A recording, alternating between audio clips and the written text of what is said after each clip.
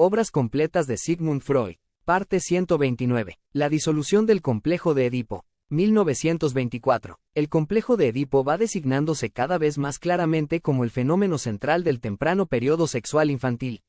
Luego ocurre la disolución, sucumbe a la represión y es seguido del periodo de latencia. Pero no hemos visto aún claramente cuáles son las causas que provocan su fin. El análisis parece atribuirlo a las decepciones dolorosas sufridas por el sujeto. La niña que se cree objeto preferente del amor de su padre recibe un día una dura corrección por parte de éste y se ve expulsada de su feliz paraíso. El niño que considera a su madre como propiedad exclusiva suya la ve orientar de repente su cariño y sus cuidados hacia un nuevo hermanito.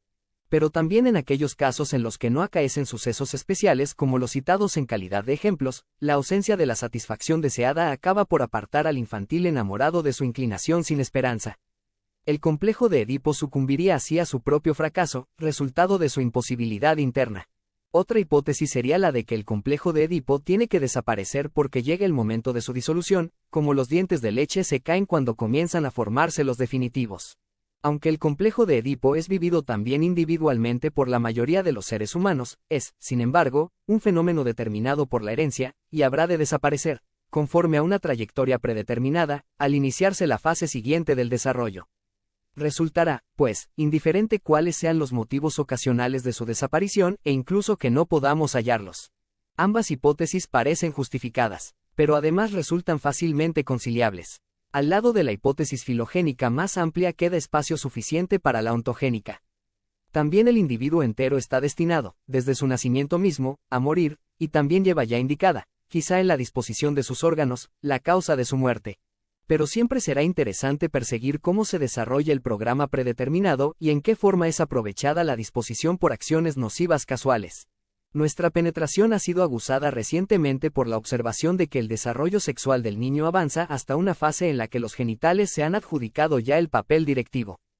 Pero este genital es tan solo el masculino, o más exactamente aún, el pene. El genital femenino permanece aún desconocido. Esta fase fálica, que es al mismo tiempo la del complejo de Edipo, no continúa desarrollándose hasta constituir una organización genital definitiva, sino que desaparece y es sustituida por el período de latencia. Pero su desaparición se desarrolla de un modo típico y apoyándose en sucesos regularmente emergentes. Cuando el sujeto infantil de sexo masculino ha concentrado su interés sobre sus genitales, lo revela con manejos manuales y no tarda en advertir que los mayores no están conformes con aquella conducta. Más o menos precisa, más o menos brutal, surge la amenaza de privarle de aquella parte tan estimada de su cuerpo. Esta amenaza de castración parte casi siempre de alguna de las mujeres que rodean habitualmente al niño, las cuales intentan muchas veces robustecer su autoridad, asegurando que el castigo será llevado a cabo por el médico o por el padre. En algunos casos llevan a cabo por sí mismas una atenuación simbólica en su amenaza, anunciando no ya la mutilación del órgano genital, pasivo en realidad, sino la de la mano, activamente pecadora. Con gran frecuencia sucede que el infantil sujeto no es amenazado con la castración por juguetear con el pene, sino por mojar todas las noches la cama. Sus guardadores se conducen entonces como si esta incontinencia nocturna fuese consecuencia y testimonio de los tocamientos del órgano genital, y probablemente tienen razón. En todo caso, tal incontinencia duradera puede equipararse a la polución del adulto, siendo una manifestación de la misma excitación genital que por esta época ha impulsado al niño a masturbarse. Habremos de afirmar ahora que la organización genital fálica del niño sucumbe a esta amenaza de castración, aunque no inmediatamente, y sin que a ella se agreguen otras influencias, pues el niño no presta al principio a la amenaza fe ni obediencia alguna. El psicoanálisis ha concedido recientemente un gran valor a dos clases de experiencias que no son ahorradas a ningún niño y por las cuales habría de estar preparado a la pérdida de partes de su cuerpo altamente estimadas. La pérdida, temporal primero y luego definitiva, del pecho materno y la expulsión diariamente necesaria del contenido intestinal, pero no se advierte que estas experiencias entren en juego con motivo de la amenaza de castración.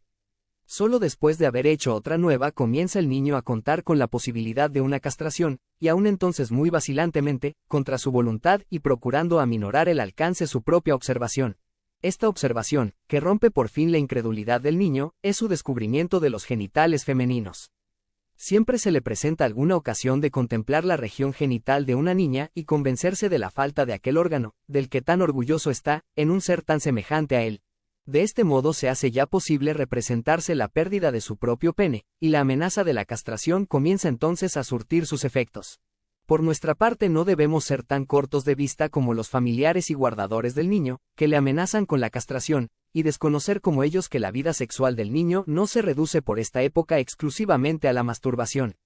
Aparece también visiblemente en su actitud con respecto a sus padres, determinada por el complejo de Edipo. La masturbación no es más que la descarga genital de la excitación sexual correspondiente al complejo, y deberá esta relación su significación para todas las épocas ulteriores. El complejo de Edipo ofrecía al niño dos posibilidades de satisfacción, una activa y otra pasiva. Podía situarse en actitud masculina en el lugar del padre y tratar como él a su madre, actitud que hacía ver pronto en el padre un estorbo, o querer sustituir a la madre y dejarse amar por el padre, resultando entonces superflua a la madre. El niño no tiene sino una idea muy vaga de aquello en lo que puede consistir la satisfacción amorosa, pero sus sensaciones orgánicas le imponen la convicción de que el pene desempeña en ella algún papel. No ha tenido ocasión tampoco para dudar de que la mujer posea también un pene. La aceptación de la posibilidad de la castración y el descubrimiento de que la mujer aparece castrada, puso, pues, un fin a las dos posibilidades de satisfacción relacionadas con el complejo de Edipo. Ambas traían consigo la pérdida del pene. La una, masculina, como castigo, la otra, femenina, como premisa. Si la satisfacción amorosa basada en el complejo de Edipo ha de costar la pérdida del pene, surgirá un conflicto entre el interés narcisista por esta parte del cuerpo y la carga libidinosa de los objetos parentales. En este conflicto vence normalmente el primer poder y el yo del niño se aparta del complejo de Edipo. Ya he indicado en otro lugar de qué forma se desarrolla este proceso.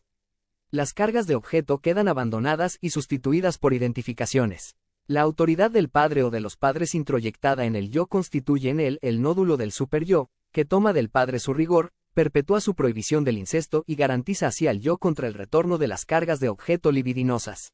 Las tendencias libidinosas correspondientes al complejo de Edipo quedan en parte desexualizadas y sublimadas, cosa que sucede probablemente en toda transformación en identificación y en parte inhibidas en cuanto a su fin y transformadas en tendencias sentimentales. Este proceso ha salvado, por una parte, los genitales, apartando de ellos la amenaza de castración, pero, por otra, los ha paralizado, despojándolos de su función.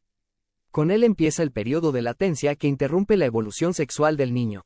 No veo motivo alguno para no considerar el apartamiento del yo del complejo de Edipo como una represión, aunque la mayoría de las represiones ulteriores se produzcan bajo la intervención del superyo, cuya formación se inicia precisamente aquí. Pero el proceso descrito es más que una represión y equivale, cuando se desarrolla perfectamente, a una destrucción y una desaparición del complejo. Nos inclinaríamos a suponer que hemos tropezado aquí con el límite, nunca precisamente determinable, entre lo normal y lo patológico. Si el yo no ha alcanzado realmente más que una represión del complejo, éste continuará subsistiendo, inconsciente, en el ello y manifestará más tarde su acción patógena. La observación analítica permite reconocer o adivinar estas relaciones entre la organización fálica, el complejo de Edipo, la amenaza de castración, la formación del superyo y el período de latencia. Ellas justifican la afirmación de que el complejo de Edipo sucumbe a la amenaza de castración. Pero con ello no queda terminado el problema. Queda aún espacio para una especulación teórica que puede destruir el resultado obtenido o arrojar nueva luz sobre él. Ahora bien, antes de emprender este camino habremos de examinar una interrogación que surgió durante la discusión que antecede y hemos dejado aparte hasta ahora.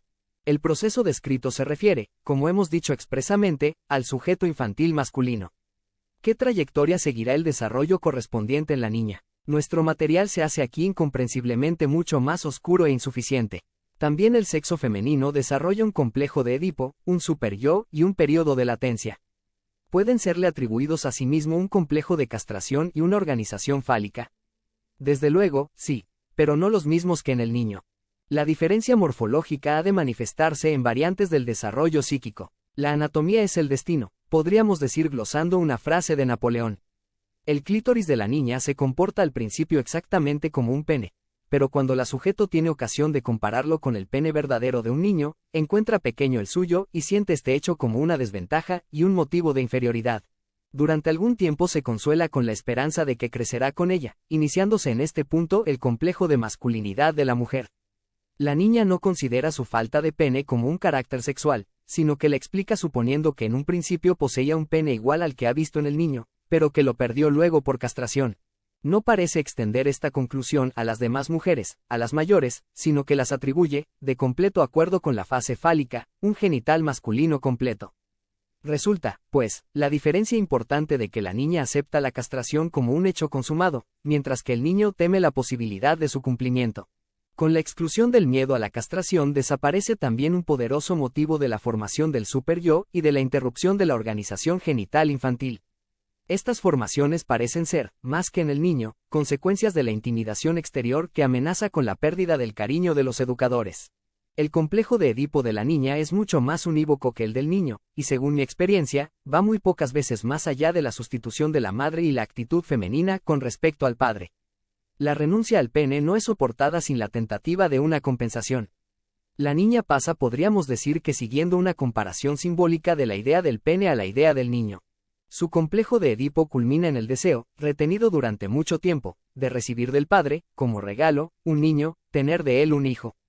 Experimentamos la impresión de que el complejo de Edipo es abandonado luego lentamente, porque este deseo no llega jamás a cumplirse.